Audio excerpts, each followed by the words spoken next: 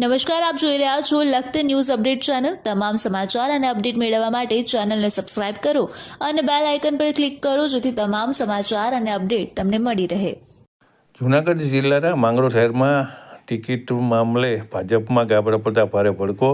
નગરપાલિકાની ચૂંટણીમાં ભારતીય જનતા પાર્ટી માટે કપડા ચડાણ થાય તેવો માહોલ સર્જાઈ રહ્યો છે।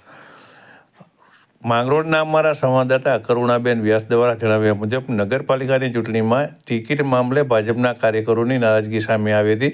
એક સાથે 150 જેટલા કાર્યકરોએ ભાજપને રામ કરી ભાજપના ભગવા ખેસ કાઢી આમ આદમી પાર્ટીના ખેસ ધારણ કરતા ભારતીય જનતા પાર્ટીમાં સોંપો પડી ગયો છે। હજી થોડા સમય પહેલાં જ ભાજપના ધારાસભ્ય પોતાના 100 જેટલા ટેકેદારો સાથે ભાજપને રામ કરી કોંગ્રેસમાં જોડાયા હતા, ત્યારે હજી 150 જેટલા ભાજપના કાર્યકરો ભાજપ છોડી આમ આદમી પાર્ટીમાં જોડાતા ભાજપના કાંગરા ખરવા લાગ્યા હોય તેવો ઘાટ સર્જાયો હોવાની ચર્ચા સમગ્ર માંગરોળ શહેરમાં ચૌરે થઈ રહી છે। ત્યારે સમગ્ર ગુજરાત રાજ્યની અંદર ભારતીય જનતા પાર્ટીની અંદર જે ટિકિટ મામલે જ્યારે પણ ચૂંટણી થશે ત્યારે આવા જ હાલ થવાને પણ લોકમુખે ચર્ચા રહ્યું છે અને લોકો પાસેથી પણ જાણવા મળી ગયું છે કે ગામો ગામ ભારતીય જનતા પાર્ટીના જે પક્ષની પરિસ્થિતિ છે, જ્યારે પણ જુદી જુદી ચૂંટણી જાહેર કરવામાં આવશે ત્યારે આવા જ ઘાટ સર્જાઈ શકે છે।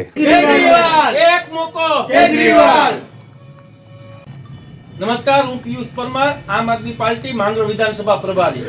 માંગરોળ વિધાનસભાની નગરપાલિકાની ચૂંટણી જે જાહેર થઈ છે ત્યારે આજે હિન્દુ સમાજમાંથી ઉબારી સમાજના આગેવાન રામભાઈ ચાવડા, પ્રતાપભાઈ પરમાર, યોગેશભાઈ ડાકી અને માંગરોળનો યુવા ચહેરો ક્રિકેટર ભાઈશ્રી ભાવેશભાઈ ખેર એમના 150 કાર્યકરો સાથે ભાજપ છોડી આમ આદમી પાર્ટીમાં જોડાયા છે। આ તકે હું એમનું હાર્દિક સ્વાગત કરું છું અને આમ આદમી પાર્ટી છે એ હંમેશા કામની રાજનીતિ કરે છે અને આ મોટું ભંગાણ જ્યારે ભાજપને પડ્યું છે ત્યારે વોર્ડ નંબર 2 અને 3 માં આમ આદમી પાર્ટી તાકાતથી ચૂંટણી જીતશે। જય હિન્દ, જય ભારત।